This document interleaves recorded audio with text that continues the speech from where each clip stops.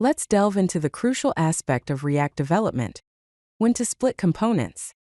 This presentation will guide you through the process of determining when a component becomes too large and unwieldy, and therefore needs to be broken down into smaller, more manageable pieces. This is all about deciding when a component is too big and needs to be split. Here are some key indicators that your component might be too large. Firstly, if a component exceeds 200+ lines of code, it's a strong sign that it's trying to do too much. Secondly, a component that handles different concerns in one place likely needs to be broken down. Let's look into each of these warning signs. Here are some additional warning signs to watch out for. If the logic within a component becomes complex and difficult to follow, it's a clear sign that it's time to split it. Additionally, if a component has too many scenarios to cover in tests, it can be an indication that it has too many responsibilities and should be divided into smaller components. Let's consider an example of a large component. Look at a user profile component that includes state management for user data and posts, along with API calls, validation, and rendering logic. All of these mixed concerns contribute to its overall complexity.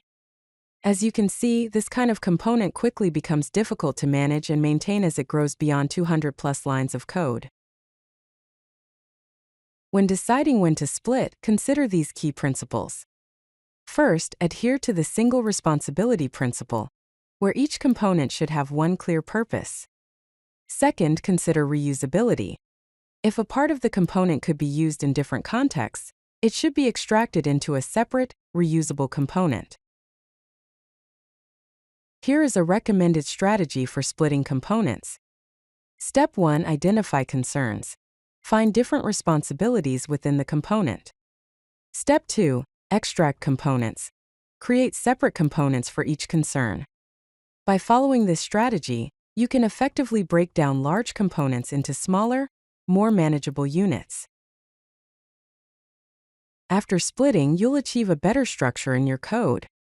For instance, the user profile component can be refactored to include separate components for user header, user posts, and user settings.